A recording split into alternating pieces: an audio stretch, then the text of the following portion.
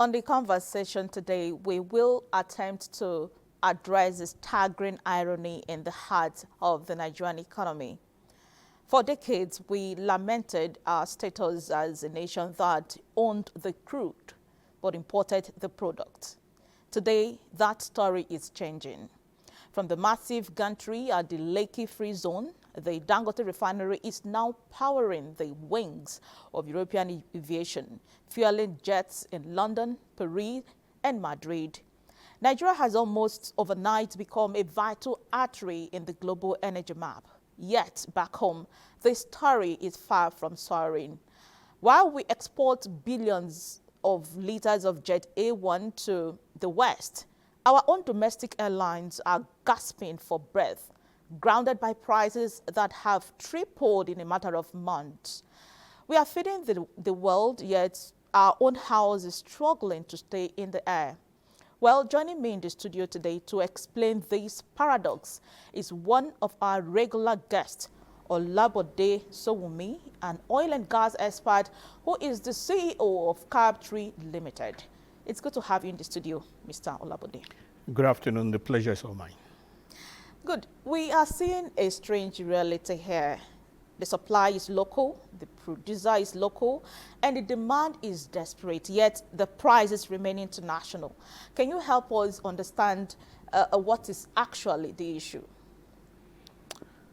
Well, the oil and gas industry, like industries that are connected with commodities, that's global in nature and all that, tend to be affected by international issues. And one of the international issues at the moment, which you alluded to earlier on, is the closure of exchange of goods and services on the Strait of Hormuz. That is important because that strait accounts for a little under 30% of global oil and gas traffic. So in simple terms, anywhere you have 30% of the goods or source of supply missing, there's likely to be an increase in price based on greater demand and less supply. However, just as you also said, in our own case, we are a producer, so we really don't fall within the logistics issues of the Strait of Hormuz. But the thing is this, the crude oil that comes from the ground needs to be processed for it to become usable. Otherwise, it will be a case of the community that lives beside the river, but because there's no water processing plant, they don't have pipe-borne water, they don't have drinkable water. So it is a case of water non-available to drink. Now, the key instrument for that processing as at this time are the refineries, and the Dangote refinery being responsible for over 90% of that. However, Dangote refinery is a private organ.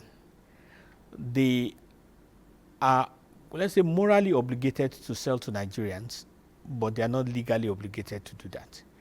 So what they have chosen in certain issues in this case is to export, maybe because of greater gains that can be attained by the forex, and as such, the domestic airlines may not have what they crave for. So it's basically a simple case of our source of product choosing to sell to another market rather than us. There's nothing complicated about it. Okay, now with the Dangote refinery supplying more than 95% of domestic jet A1 and offering lower gantry prices, why are local airlines still facing price hikes up to 300%? Okay, if they, first of all, the Jet A1 is responsible for, I think, close to 70% of the cost of the airline.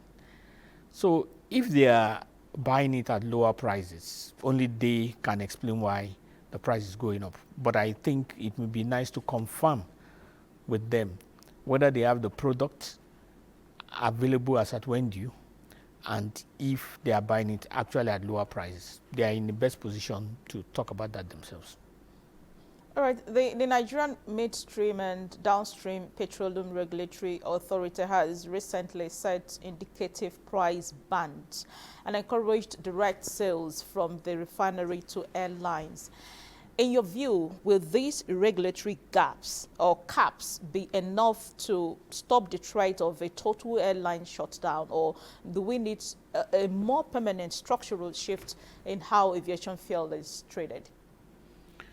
In reality, we do need a shift in terms of how aviation fuel is treated. If you recall, up until the mid-1990s with the June 12 crisis, aviation fuel was supplied via a pipeline to the airport.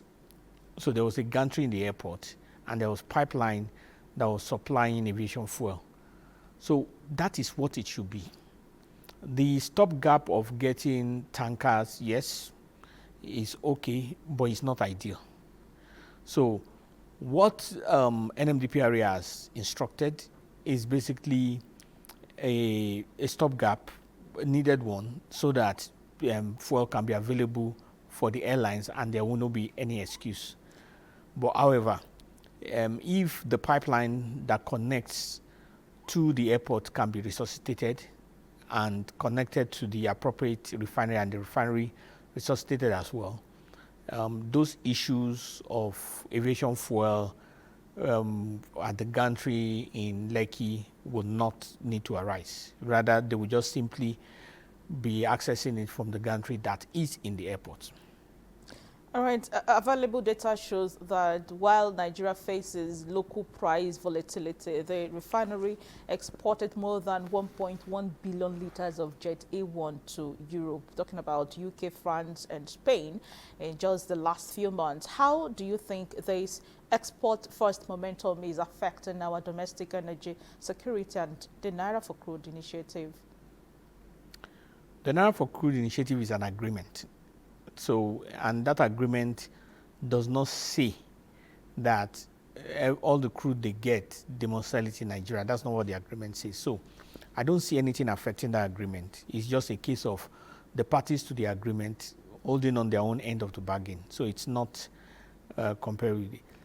In terms of how that export affects local consumption, it only becomes an issue if the local airlines do not have access and do not have Jet A1.